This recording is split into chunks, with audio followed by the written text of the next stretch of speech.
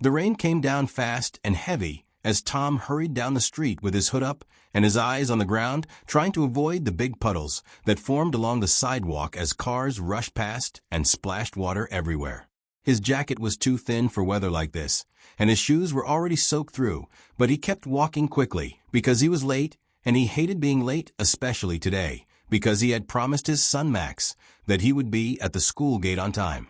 Max had been quiet lately, and Tom knew it was because he had missed too many pickups and too many little moments that mattered, so he had told himself that no matter what he would get there today, without fail. As Tom turned the corner, he saw a figure standing near the old bus stop, the one with the broken roof and peeling posters. A woman with a large backpack and a soaked map in her hands stood there looking around with a lost expression on her face. She had no umbrella, and her hair was sticking to her cheeks and neck from the rain. Her shoes looked too new for someone used to walking, and the way she held the map made it clear she was not from around here. Tom kept walking, but something about her made him slow down. Maybe it was the way she looked at the streets like they might shift under her feet, or maybe it was the simple way she stood like someone hoping the right person would come along. "Excuse me," she said in a soft voice, her accent gentle and calm. "Do you know where I can find Willow Street?" Tom nodded without thinking and pointed behind him, just 2 blocks down, then a left by the coffee shop with the red door. "You'll see it across from the park," he said quickly. "Thank you," she replied and smiled, but then she tilted her head and asked another question, a strange one. "Do you live around here?" Tom blinked. "Yes," he said, "I live nearby." "You look like someone who carries a lot," she said, her voice still calm, but her words unexpected. "Not just things, but something heavier. I don't mean to be strange," she added quickly, "but sometimes I say things, and people tell me later they make sense." Tom didn't know what to say. He gave a nervous laugh and looked at his watch, but something about her made him stay for just a moment longer. "You seem kind," she said, "and that's rare to find in the middle of a storm." Tom shifted his weight from one foot to the other, the rain soaking his shoulders. Now he wanted to go, but he was curious too, and that curiosity was stronger than his cold feet. She reached into her backpack and pulled out a small notebook. It looked old, with soft pages and corners that curled like leaves in the fall. She held it gently, like it was something precious, and handed it to him. "What's this?" Tom asked, his fingers cold as he touched the cover. "It's called the Book of Second Chances," she said. "People write in it when they are ready, and sometimes they find something inside they didn't expect." Tom opened the book slowly, unsure of what he would see. The pages were full of drawings and words, some sad, some hopeful. One page had a picture of an old man holding a photo. Another showed a little girl running through a field, but the last page was blank. She took the book back, flipped to that blank page, and carefully tore it out. Then she handed the page to Tom and said, "Hold on to this. I think it's yours now." Tom stared at the paper. There was nothing on it. Not a word, not a mark, just a clean white space that seemed to glow a little in the gray rain light. He looked up to ask her what it meant, but the woman was already walking away, her backpack bouncing slightly as she stepped into the street and disappeared into the blur of rain and people and cars. Tom stood still, holding the page in one hand and wondering what had just happened. He felt something strange, like the day had just shifted and the rain didn't feel as cold anymore. Behind him, a horn honked and someone shouted, but all he could think about was the woman, the rain, the book, and the question she asked. "Do you live around here?"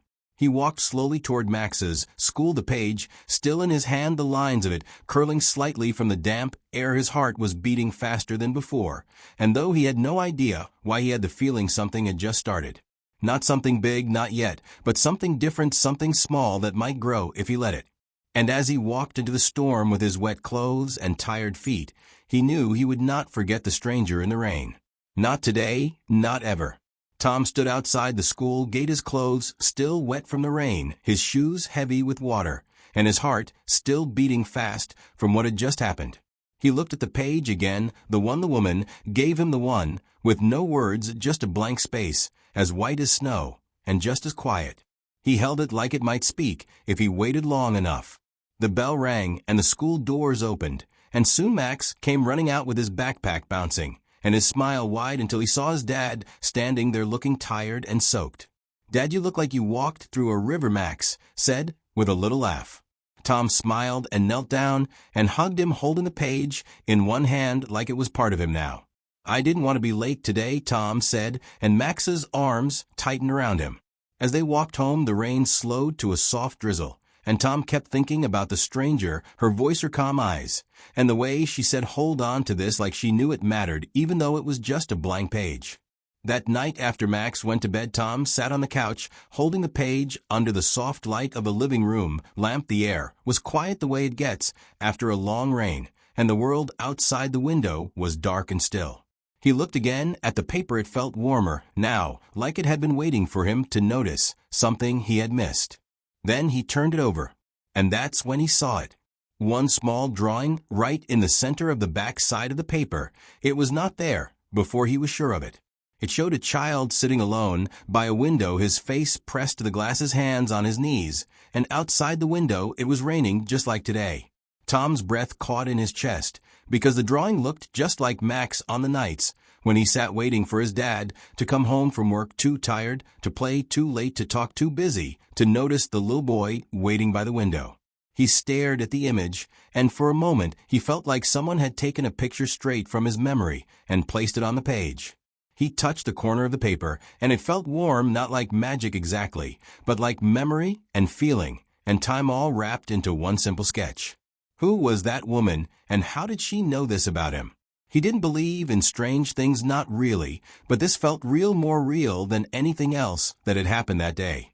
And for the first time in a long time, Tom didn't feel tired. He felt wide awake, like something deep inside him had been shaken, and now refused to sleep again. The next morning, Max sat at the table eating cereal, while Tom packed his lunch, and stared at the page again. He didn't tell Max about it, not yet, but something about the drawing made him want to spend the day differently. So instead of rushing off to work, Tom made a choice he had never made before. He called his boss and said he needed the day for something important, and though the voice on the other end was cold and short, Tom didn't care, not this time. He picked up Max and said, "We're going somewhere today, just us," and Max's eyes lit up like stars. They went to the park, the one with the old swing, and the duck pond where Max liked to feed the birds and throw rocks into the water just to hear the splash. They laughed and played, and Tom pushed Max on the swing so high his feet nearly touched the sky, and Max shouted, "Higher, Dad, higher." They sat under a tree and shared sandwiches and juice, and Max leaned his head on Tom's shoulder and said, "I like this version of you." Tom felt something inside him open like a window that had been stuck for years, finally letting in the air. He reached into his pocket and pulled out the page to show Max and said, "Do you know what this is?" Max looked at the drawing and nodded slowly. "That's me," he said. "I remember that day it was raining and I waited for you, and you didn't come home until it was dark." Tom's heart hurt hearing that, but Max smiled and said, "But you came today, and that makes up for it." Tom held the page and looked up at the sky. The clouds had started to break, and a little sunlight peeked through like hope, finding its way back in.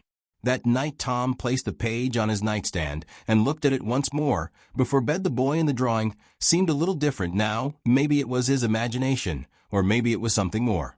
The boy didn't look so lonely anymore, and Tom knew this was only the beginning. The morning sun came through the curtain, slow and soft, touching the corner of Tom's nightstand, where the strange page from the woman still lay untouched since the night before. Tom reached over with a yawn and picked it up, rubbing his eyes. As he looked at it again, the boy by the window was still there, just like before, but something had changed. He could feel it before he even turned the page over. He flipped it carefully and stared, because the back side was no longer empty, no longer silent.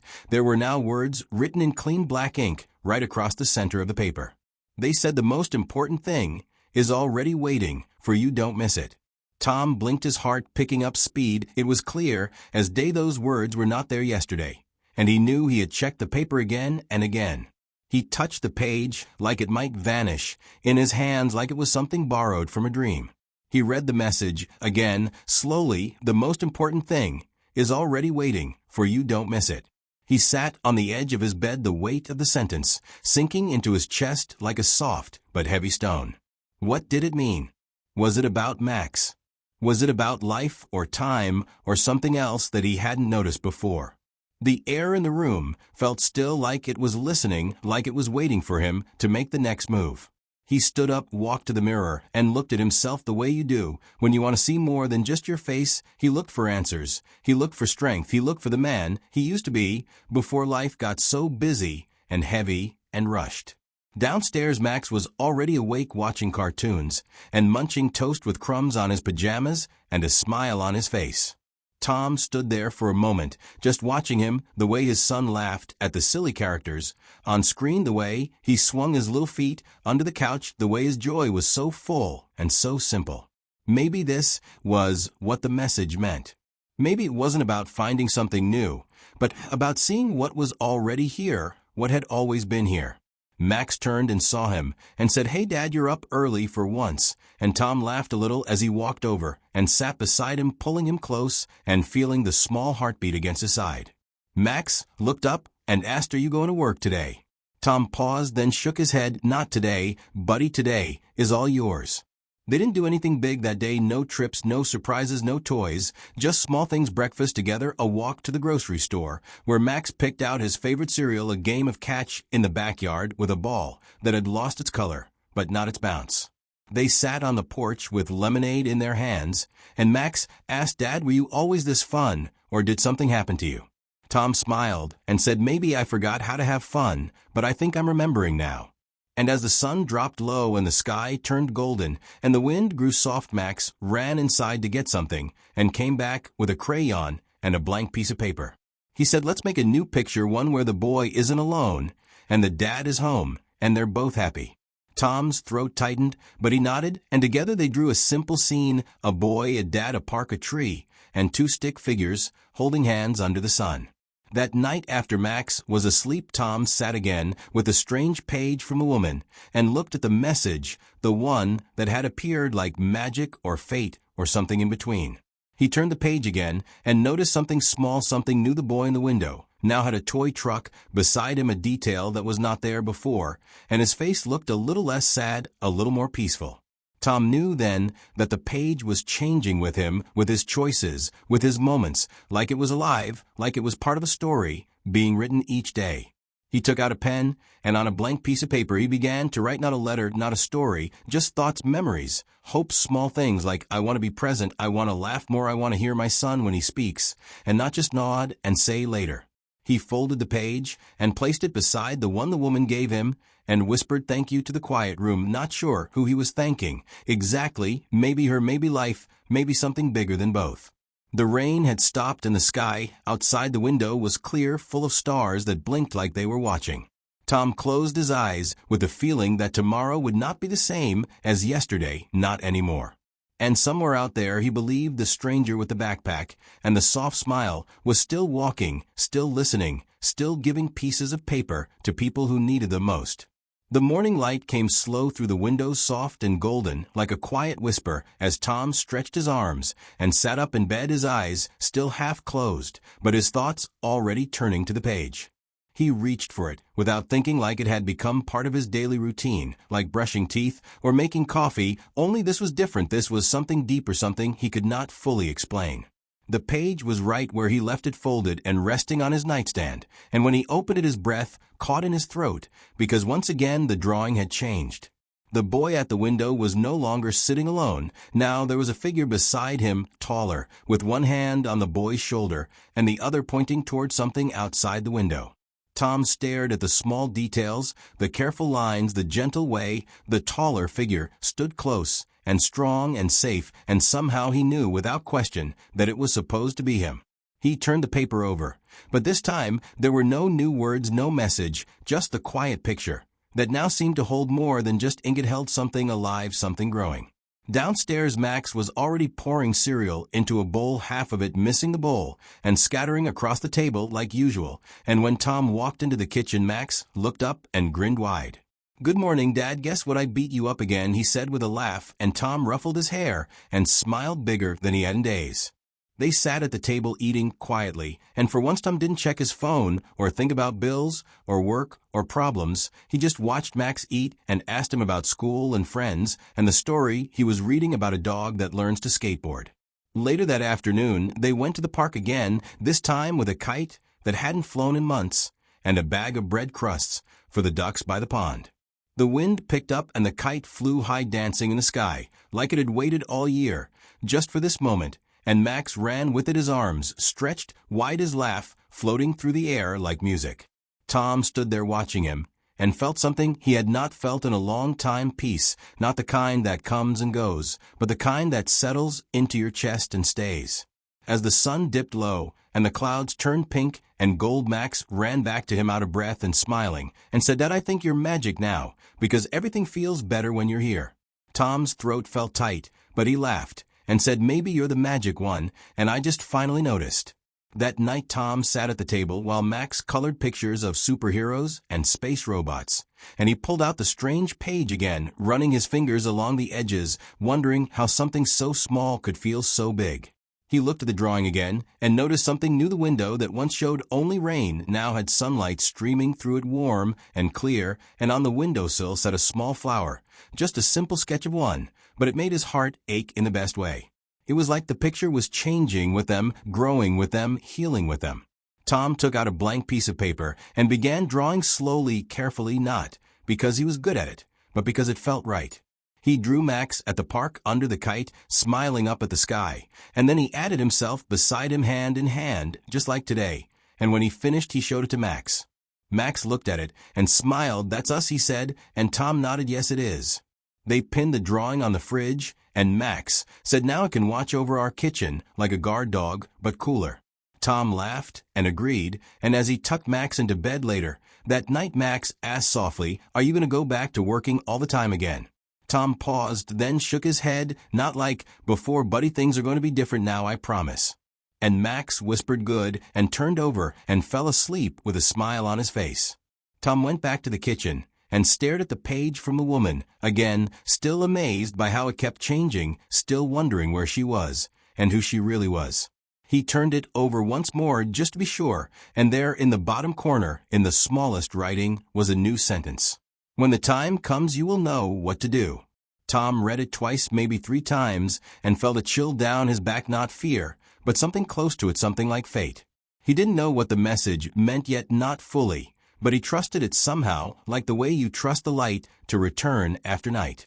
He folded the page again and placed it gently beside the new drawing he and Max had made, feeling like both belonged together, like pages from the same book. And outside the window the night sky was wide and clear, and the stars seemed to blink just a little brighter. The next morning came with soft light and quiet skies, and Tom woke up feeling something he hadn't felt in years, a kind of calm that wrapped around him like a warm blanket, something gentle, something true. He sat up slowly and looked over at the page again, the page the stranger had given him, the page that somehow kept changing, like it was breathing, like it had a life of its own. He picked it up carefully and looked at the drawing. The boy and the taller figure were now standing by the window, no longer looking out, but walking away from it, hand in hand, heading toward something just out of view. There was no rain in the picture anymore, only sunlight, bright and full, and on the floor behind them the toy truck was still there, but now beside it sat a small dog, drawn simply, with soft lines and floppy ears.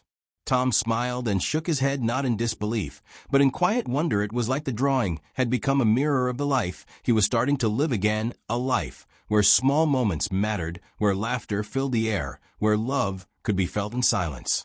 Downstairs Max was already awake, sitting at the kitchen table with a pencil in his hand, drawing something with full focus and little furrowed eyebrows that made Tom smile. "What are you working on, buddy?" Tom asked as he sat beside him. "It's a map," Max said without looking up. "A map for you, because you always seem lost when you think too hard, and I figured you could use it." Tom laughed and looked at the paper Max had drawn with arrows and stars and little words like "smile more" and "hug tighter" and "play now" and "be here, not there." It was the most perfect map he had ever seen. Later that day they walked to the bookstore down the street, the small one with the green door and the kind lady who always gave Max a sticker when he visited. Tom wandered through the quiet shelves while Max sat in the reading corner, flipping through picture books about flying turtles and talking vegetables. In the back corner of the store something caught Tom's eye. It was an old journal with a leather cover and blank pages, soft to the touch and waiting to be filled. Without thinking too much he bought it and tucked it under his arm, like it already belonged to him, like it had been waiting just for him. That evening, after dinner and stories and bedtime hugs, Tom sat at the table with the new journal open in front of him, the page from the stranger beside it like a guide. He began to write slowly at first unsure of what to say, but then the words came simple and honest. Today, I laughed without faking it. Today, I watched my son fly a kite and felt like I was flying too. Today, I remembered that love lives in the small things. Today, I felt like myself again. He wrote until his hand grew tired and the words ran soft and steady like a quiet river, and when he closed the book, he felt full not in a loud way, but in a steady way like a heart that finally beats in rhythm again. Later that night, as he checked the page from the stranger one more time, he noticed something new again, a small symbol in the corner, like a tiny arrow pointing away from the picture, as if leading somewhere new. And just below that arrow were 5 small words. It's time to pass it on. Tom stared at the message for a long time, his fingers resting on the edge of the page, his breath quiet as he tried to understand. Was he supposed to give it to someone else? Was there someone who needed it now the way he once had? Was the magic in the page or in the giving of it? The next day was cool and breezy, and as Tom walked through the neighborhood, he noticed a young man sitting alone on a bench near the corner, his head down, his eyes tired, the kind of tired that isn't just from sleep. Tom slowed his steps, looked at the page in his hand, and felt a soft pull in his chest, the kind of pull that tells you this is the moment you've been waiting for. He walked over slowly and said, "Hey, are you okay?" The young man looked up surprised and shook his head, not really, no. Tom sat beside him and said, "Someone gave me something once, something strange and kind, and it helped me more than I can say, and now I think maybe it's time I give it to someone else." He held out the folded page gently with both hands and waited. The young man took it with careful fingers and looked at Tom with wide eyes, unsure but grateful. "What is it?" he asked softly. Tom smiled. "You'll see, just hold on to it and pay attention." As he stood and walked away, Tom felt something lift from his shoulders, something old and heavy replaced now with something lighter, something strong. And in his pocket, his new journal felt warm against his side, waiting for the next story to begin. The sky was soft and silver as Tom walked home, the wind gentle and cool brushing against his face like a quiet goodbye, and the sound of leaves moving in the trees reminded him of the way life always whispers before it shouts. He thought about the young man on the bench, the way he looked when he took the page, confused but hopeful, like someone seeing a light at the end of a long hallway. Tom didn't know his name, and he didn't need to. All he knew was that something had changed in that moment, the same way something had changed for him when the stranger in the rain first handed him the blank page. That page had turned into a message, into a mirror, into a map. And now it had become a gift passed from one set of hands to another, like a secret only the heart can understand. Back at home, Max was building a castle out of cereal boxes and tape, the kind of wild, creative idea only a child could dream up, and Tom sat down beside him and helped hold the walls steady while Max added towers and flags. "Why are you so happy lately, Dad?" Max asked as he balanced a dragon on top of a roof made from cookie wrappers. Tom smiled and said, "Maybe because I finally remembered what happy feels like." Max nodded like he understood completely, like children always do, and then handed Tom a crayon and said, "Color with me." And so they sat side by side, coloring the walls of the cereal castle in bright reds and greens and golds while the rain returned softly outside the window. That night, as Tom cleaned up the living room and folded blankets and stacked books, he saw the journal on the table, the one he had started filling since the stranger gave him the page, and he sat down and opened it to a fresh page. He wrote, "Today, I gave something away, and it felt like I gave someone a future, not because I am wise or powerful, but because once someone gave it to me, and I finally understand what it means to care enough to let go." He closed the journal gently and stared out the window at the rain, his eyes soft as thoughts, full as heart, steady like a drum that had found its rhythm. Then he remembered something he had not thought about since the very beginning. He never even asked for her name. The woman in the rain with the soft voice, the backpack, the map, the page, she gave it to him without asking anything in return, and she disappeared like a quiet miracle, walking back into the world like she had never been there at all. And now he wondered where she had gone, who else she might have helped, who else might be walking around with a blank page that wasn't blank at all. He stood up and went to the drawer where he kept spare paper and cut a small square from a fresh sheet, white and clean and full of silence, and he folded it neatly and placed it into his coat pocket. Not because he needed it, but because maybe one day someone else would. A few days later, as Tom and Max walked home from the store carrying a bag of apples and juice, they passed a girl sitting on the grass near the bus stop. Her face was turned down, her backpack beside her, and a soft look of worry in her eyes. Tom stopped and looked at Max, who looked back and smiled like he already knew. They walked over, and Tom knelt down and said, "Are you okay?" The girl looked up surprised and nodded slowly. "I'm just trying to figure out where I'm going," she said quietly. Tom reached into his pocket and pulled out the folded paper, the new one, the clean one, and handed it to her, without a word. She looked at it, then at him, confused but curious, and said, "What is this?" Tom smiled the same smile the stranger once gave him, and said, "You'll understand soon, just hold on to it and trust yourself." The girl smiled a little like a tiny sunrise, and said, "Thank you." As Tom and Max walked away, Max asked, "Do you think it will work for her too?" Tom looked down at his son and said, "I think it already has." And as they turned the corner and disappeared into the quiet street, the clouds above began to part, and the first soft ray of light slipped through the sky, like a secret message sent from far away. Somewhere out there, the stranger in the rain was still walking, still listening, still giving something small that changed something big. And now so was Tom. Because sometimes all it takes is one moment, one page, one person who sees you when the world walks past. And that is how everything changes.